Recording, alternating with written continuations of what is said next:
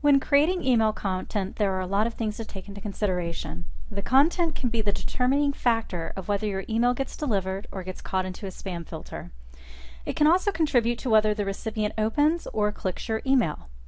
Understanding some basic guidelines and some best practices of creating email content will help you in creating effective, non-spam email messages. Now, SalesFUSION has what we call an HTML designer, where you can come in and you can build your templates from scratch.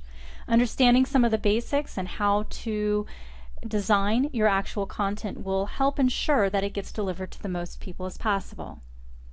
The designer is available under the Templates tab under the Marketing. It's also available underneath the Emails, the Drips, and the Trigger campaign.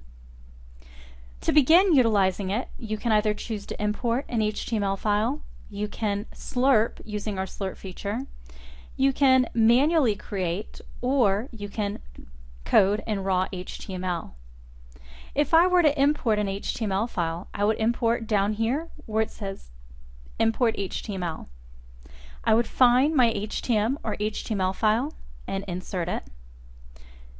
Another option is to copy from an existing campaign, and that's where you're taking a previously executed campaign or saved, and you are simply copying it into the new designer. Now, one of the options that a lot of people don't realize is available is to build your content from scratch. Now, when you are working with HTML, you want to make sure that you're using a subset of tables and cells.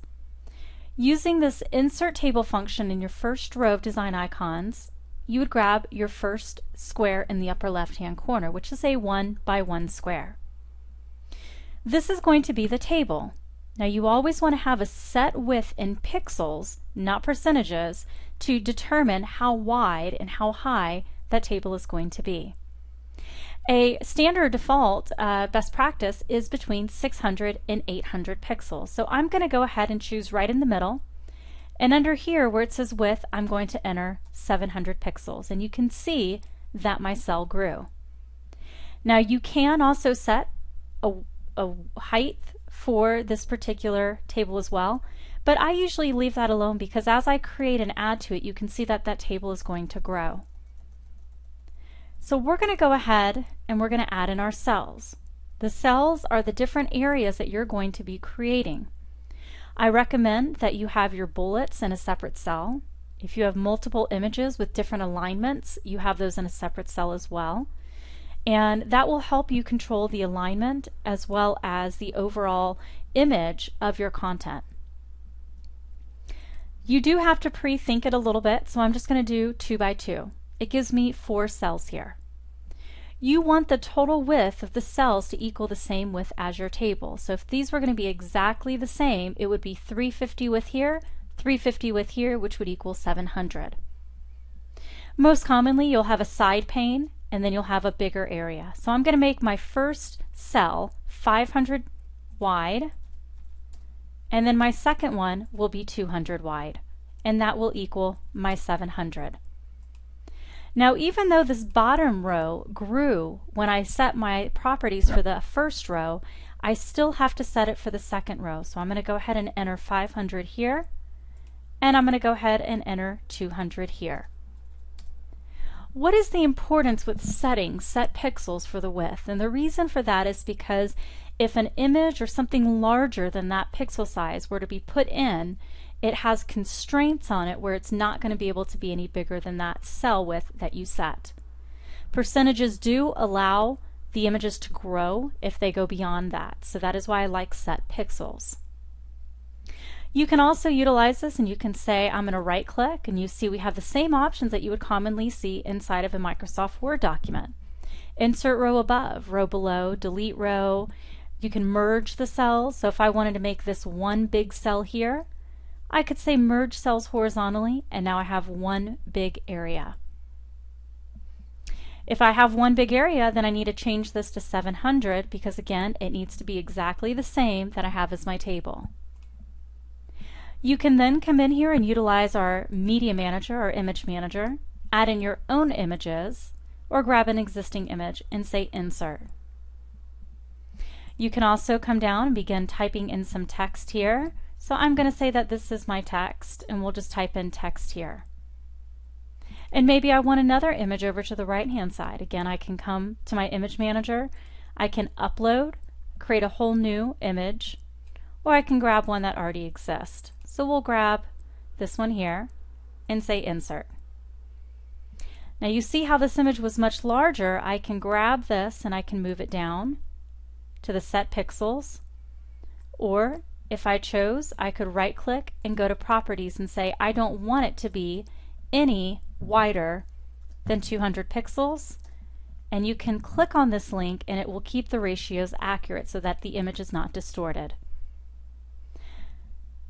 We have a lot of different tools and designers up here.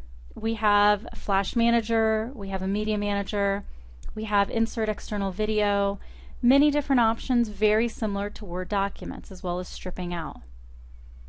One of the best practices that I recommend is that with this, you want to make sure that you are not copying and pasting directly from an email, from a Word doc, from a Publisher doc, and so forth, because those will all carry over formatting that will mess with your making the changes to fonts or making changes to color and so forth. If you do need a copy from a Word doc or an email, I recommend that you use your notepad, which should be available underneath your Start menu. Paste directly into here, copy from the notepad, and then paste directly into the system. That strips out any kind of characters that may be left over. We also have here undo button. We have a copy and paste from Word that you could utilize if you don't want to use a notepad. We also have a style builder. We have a format code block. There's many different options that you can choose. If you wanted to change the font color, then we have that option here as well. It's the capital A, and you can choose a different font. If you know your hex code, then you can also say add a custom color, and it will ask you for the hex code number. If you wanted to change the fonts, we have here a drop down. Now this is obviously not all of the fonts that are available. These are by far the most commonly supported in email clients. If for some reason you send to a recipient and you're using something like Calibri, and my email client doesn't support Calibri, it will default to whatever its default setting is, which may be Times New Roman or Tahoma. If I wanted to change the text size, I can choose a visual representation between 1 and 7, or I can choose to use the actual pixel size. If you're not familiar with pixels, there is a great tool that is available. If you Google Pixel Ruler and find a company called MyoPlanet, they have a free download that will allow you to utilize a pixel ruler that will look similar to this one, where you can get a good idea of how big a pixel is and how wide. It's a great tool to have. You can even do it vertically as well as horizontally. There are some good websites out there that are great for HTML if you're having issues or not sure where to find hex codes or fonts. One of my favorite is w3schools.com. If you go to that website, they have a lot of different information there that you can utilize. Again, you want to optimize your content to be appealing to the recipient, to also advise them that they have images that need to be downloaded, because if they download your images, that counts as an open, and then you are able to track that.